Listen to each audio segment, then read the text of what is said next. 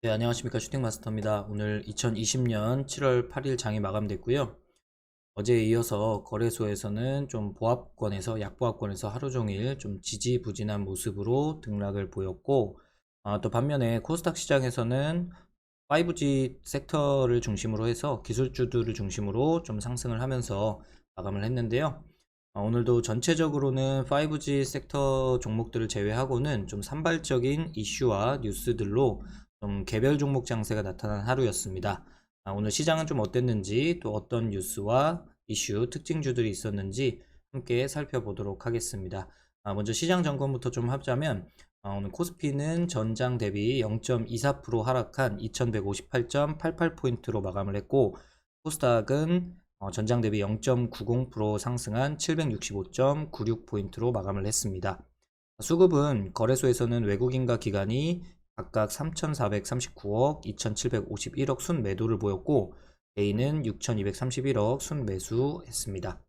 코스닥 시장에서는 외국인과 기관이 각각 63억, 206억 순매수를 보였고, 개인은 170억 차익 실현 물량을 내놓으면서 순매도를 보였습니다. 그래서 시장이 좀 상반된 모습을 보였어요. 코스피 같은 경우는 2200선의 문턱에서 자꾸 좀 조정을 받으면서 하락 조정을 받고 있고, 오늘도 개인만이 좀 매수에 가담을 하면서 개인이 6천억 이상 강하게 순매수를 끌어올려줬고, 외국인과 기관은 아침부터 줄창 계속해서 팔면서 시장을 좀 끌어내린 것으로 보여집니다.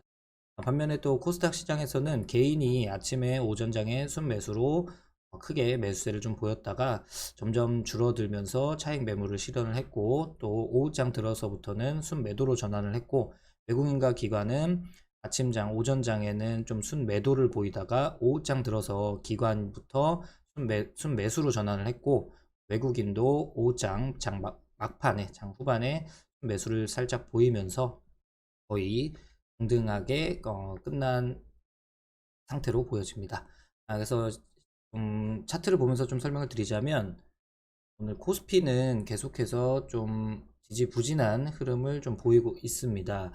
코스피 시장은 2200선을 좀 장중에 돌파를 했다가, 어제였죠. 어제 장중에 2200선을 돌파를 했다가 음봉으로 떨어졌고, 오늘도 약간 강보합권에서 상승 출발을 해서 0.45% 상승해서 2170선까지 올라갔지만, 또 매물 출회가 되면서 하락 음봉 마감을 했습니다. 그래서 그나마 5일선 추세는 아직 죽지 않은 상태로 계속 단기 추세선은 양호한 상태로 움직이고 있기 때문에 좀 박스권 장세에서 연속되는 모습을 보이고 있습니다. 그래도 이날 6월 24일 날에 종가 부근을 지지를 잘 지켜주면서 마감한 상태라서 추가적인 부분은 지켜보는 것이 좀 좋을 것 같아요. 아침부터 강하게 상승 출발을 해서 오후장까지 계속해서 내려가는 모습으로 마감했고요.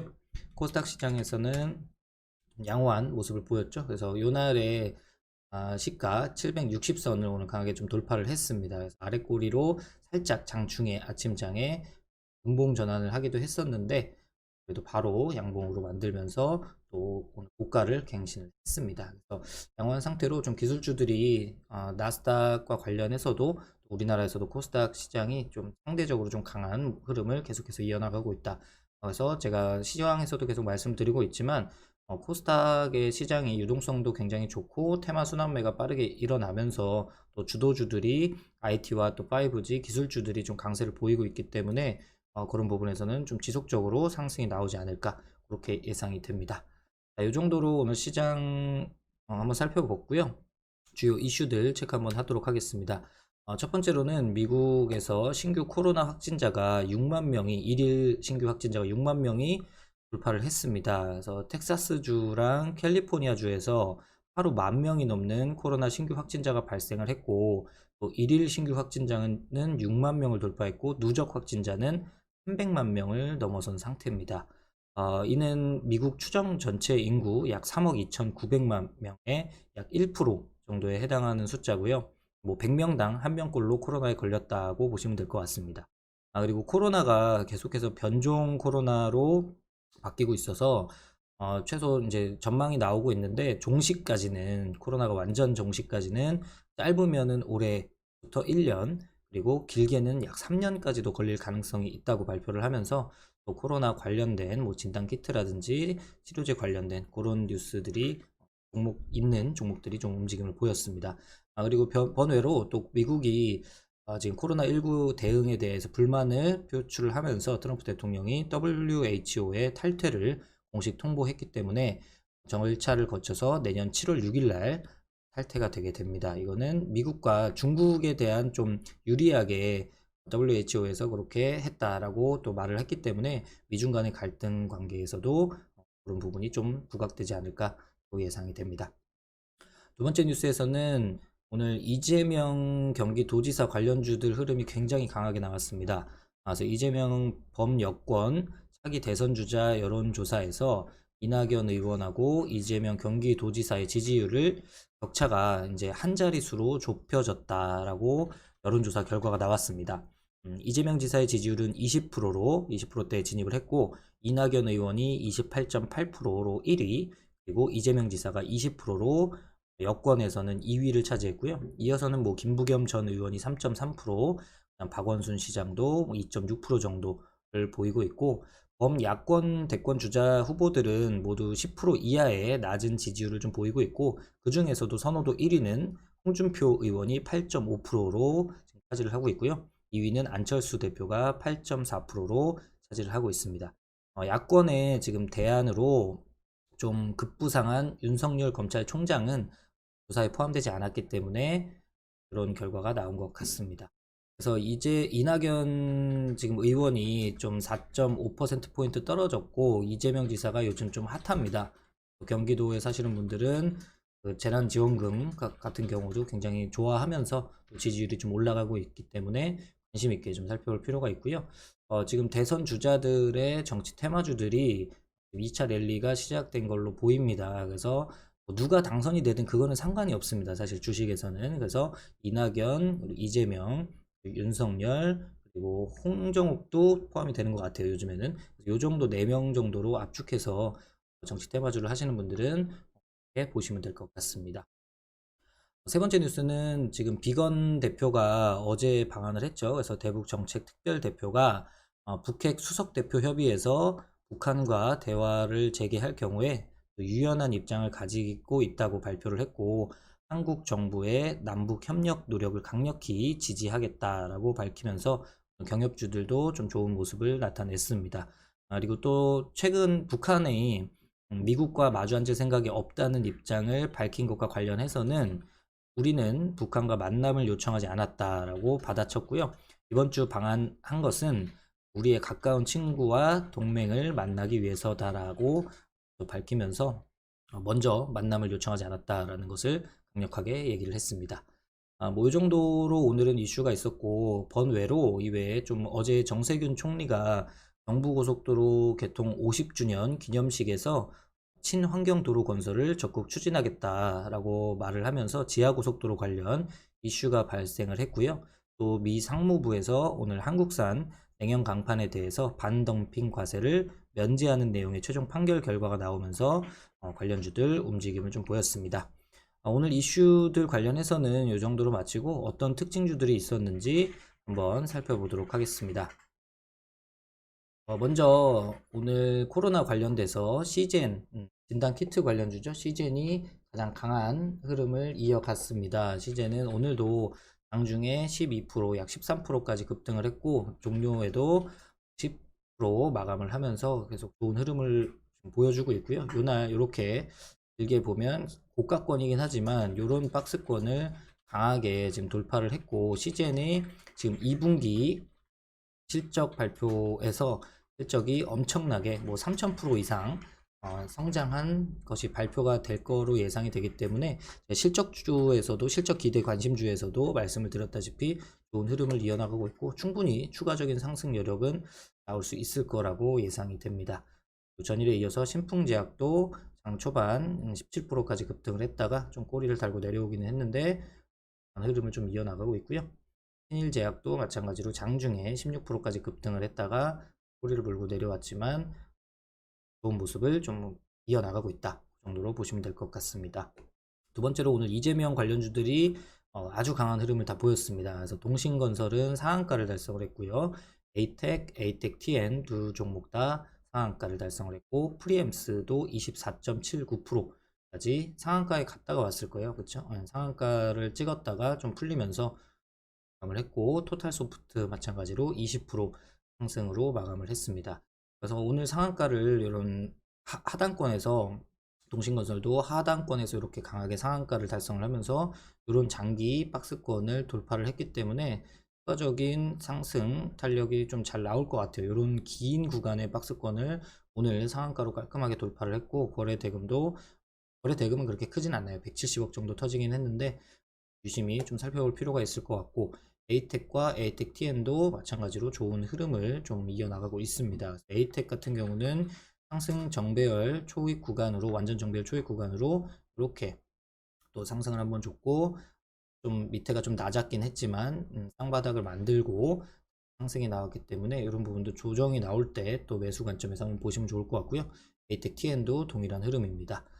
그리고 오늘 또 비건의 발표와 그런 멘트에 따라서 아침부터 그 비료 관련주, 사료 비료 관련주들이 경협주로 좀 움직였고, 조비가 18% 급등을 했다가 오늘 9% 정도에서 마감을 했고요. 경농도 마찬가지로 13% 급등을 했다가 5%대에서 마감을 했습니다.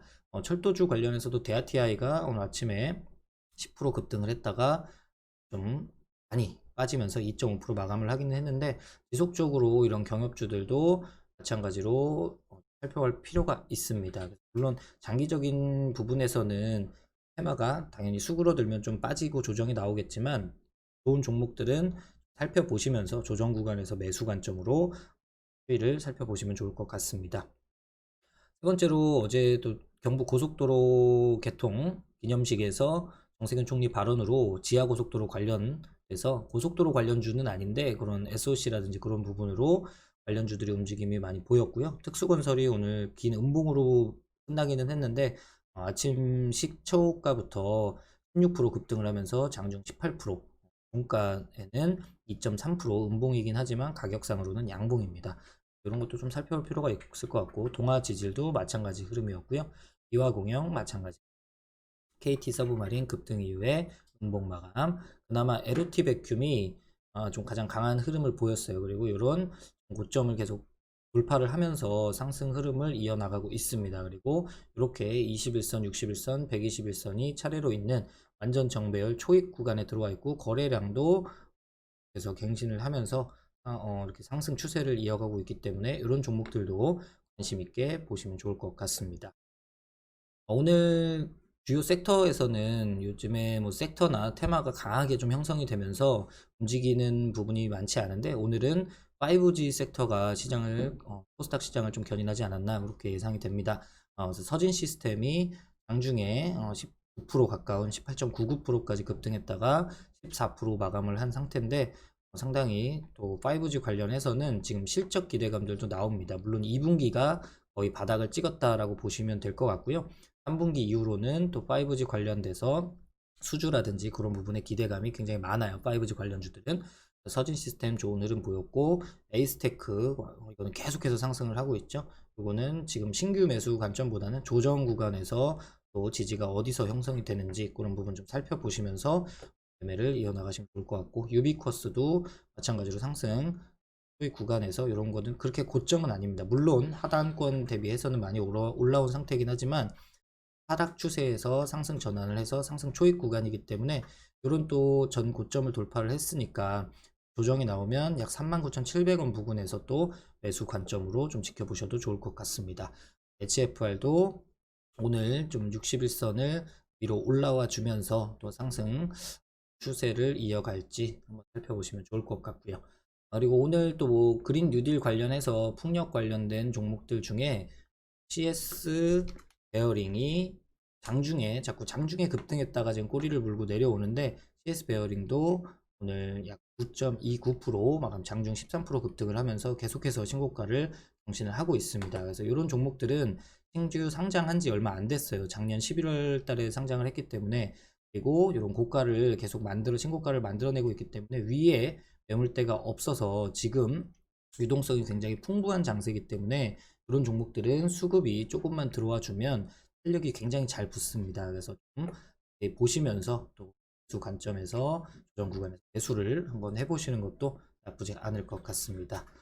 오늘 영상은 여기까지고요. 지금 미국 증시도 어제는 코로나로 인해서 좀 또 경제 회복이 느릴 거 아니냐, 그리고 또 셧다운이 되지 않을까 그런 우려감들이 있기 때문에 좀 조정을 받긴 했는데 계속해서 상승 추세를 이어나가고 있습니다. 그리고 중국 지금 지수도 계속해서 상승을 이어나가고 있기 때문에 우리나라도 지금 특별한 악재, 정말 정말 돌발 악재가 터지지 않는 이상은 일단 가격 조정보다는 기간 조정일 확률이 높습니다. 양 시장 지수 자체가 기간 조정을 받을 때 박스권 횡보를 하고 있을 때는 적극적으로 좀 매수 관점에서 접근을 해보시는 게 좋을 것 같고, 또 반등이 나오면 트레이딩 전략으로 반등 구간에서 뭐 3%든 5%든 10%든 수익을 좀 취하고 또 현금화하는 전략으로 매매를 이어나가시면 좋을 것 같습니다.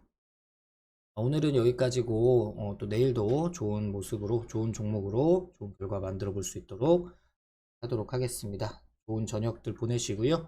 내일 뵙도록 하겠습니다. 감사합니다.